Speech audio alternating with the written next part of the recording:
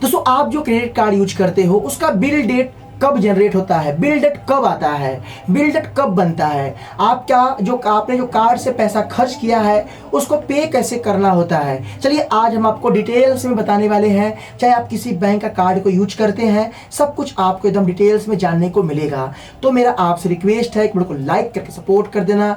अगर आप चैनल पर नए आए हैं, चैनल को सब्सक्राइब के बेल आइकन को ऑन कर देना।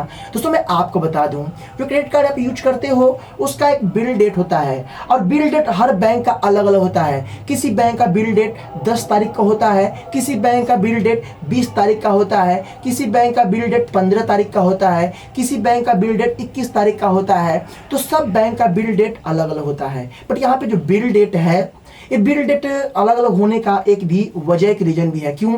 क्योंकि हर बैंक आपका बिल डेट सेम नहीं रखती है। कुछ बैंकों में तो आप हर 6 महीने में अपने बिल डेट को चेंज करवा सकते हैं, अपडेट करवा सकते हैं। इसके लिए कस्टमर केयर में कॉल करना है या नेट बैंकिंग से आपको वहां पे जाके लॉगिन करके आप वहां से खुद कर सकते हो। जैसे आईसीआईसी बैंक है, आप हर 6 महीने के अंदर अपने स्टेटमेंट को या अपने बिल डेट को चेंज कर सकते हैं। अब यहाँ पे जो जनरेट डेट होता है, हमें मालूम कैसे चलेगा? काफ़ी लोग बोलते हैं हमें पता ही नहीं चल रहा है, मैं क्या करूँ। देखिए यहाँ पे बहुत सिंपल सा काम है। आप नेट बैंकिंग में लॉगिन कीजिए।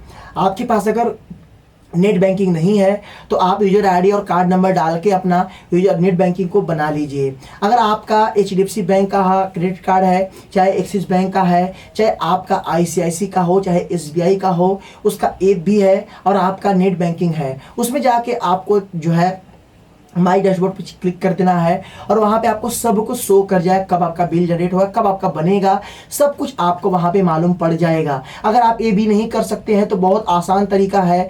आप अपने कार्ड के पीछे देखोगे तो वहाँ पे कस्टमर केयर का नंबर लिखा होता है। उस कस्टमर केयर नंबर पे आपको कॉलिंग करना है। रजिस्टर मोबाइल नंबर से आपके मोबाइल में या तो जियो का सिम हो या तो वोडाफोन एयरटेल सिम है तो उसमें आपका रिचार्ज 20-30 रुपये का होना जरूरी, क्योंकि यहाँ पे फ्री वाला कॉलिंग काम नहीं करता है।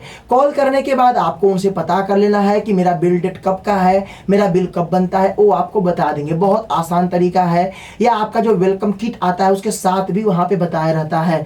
इसके बाद आपको अगर फिर भी ये सब करना नहीं आता है तो आप चुपचाप बैठे रहिए। आपका बिल जब बनेगा तो आपके ईमेल पर पीडीएफ आता है, उस पीडीएफ में भी आपका लिखा रहता है कि बिल आपका कब जनरेट हुआ है और आपको मालूम पड़ जाएगा। तो इस तरीके से आपका बिल डेट का पूरा प्रोसेस होता है। अब यहाँ पे सवाल है कि क्या हर बैंक का जो बिल डेट है सभी इंडिया में, सभी सिटी में सबका सेम डेट पे बनता है? तो मैं आपको बता दूं, पहले के टाइम में हर सिटी, हर कंट्री का, हर एरिया का अलग अलग टाइमिंग होता था।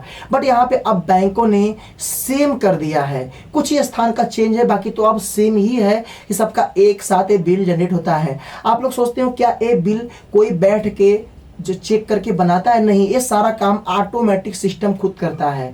अब सोचिए कि अगर मान लो एक सिटी से अगर मान लो करीबन 10 लाख लोग अगर हैं, मैं एक्सप्लेन कर रहा हूँ, मान लो 10 लाख भी या 5 लाख लोग भी हैं, तो क्या इतने बैंक के पास कर्मचारी हैं? बिल्कुल नहीं है। तो सारा काम रोबोटिक सिस्टम होता है, सब कंप्यूटराइज काम होता है।